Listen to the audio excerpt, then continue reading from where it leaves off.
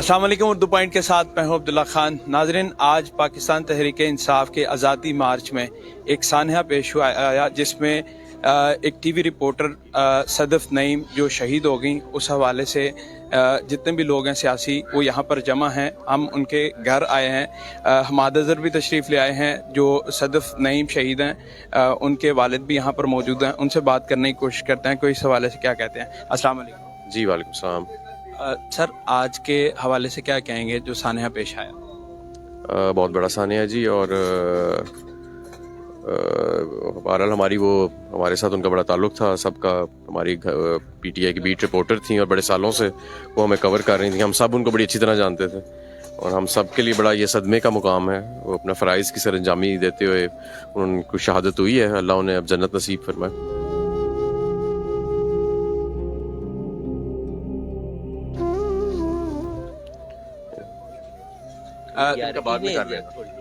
सिर्फ मैं नाज़रीन हमाद अज़हर अस्सलाम वालेकुम। वालेकुम सलाम। आप क्या कहेंगे आज के दिन जो सानहा पेश आया? बड़ा अफसोसनाक सानहा जी, और वो हमारी बहन बेटी, वो बड़ी खुश अखलाक, अपने काम बड़ा लगन से बड़ी मेहनत के साथ करती थी। तो ये एक हादसा है।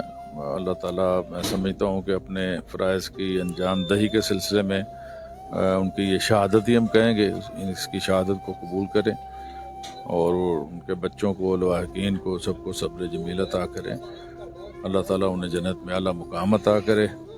और मैं समझता हूँ कि वो बहुत याद रखी जाएंगी। जो हम उनके बीट थी उनकी पीटीआई की, और जिस तरह वो हर वक्त इस लगन में मेहनत के साथ अपने फ़राइज़ की बजावरी करती थी। अभी हाल ही में उन्होंने इमरान खान साहब का इंटरव्यू भी किया था कंटेनर पर, उस हवाले से क्या?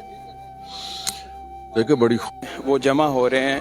1 बजे जनाजे का ऐलान किया गया है फैमिली की जानिब से। वालिद साहब अभी इस कंडीशन में नहीं कि वो बात कर सकें।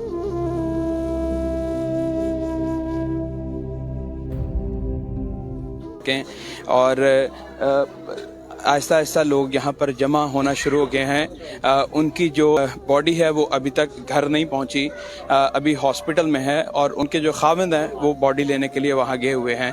सियासी रहनुमा यहाँ पर आ रहे हैं। लोगों का रश होना शुरू हो गया है क्योंकि 1 बजे जनाजा है। इस हवाले से मज़ीद आपको सूरत हाल से आगाह करते रहेंगे। देखते रहे उर्दू पॉइंट। मैं अब्दुल्ला खान, अल्लाह ने के बाद।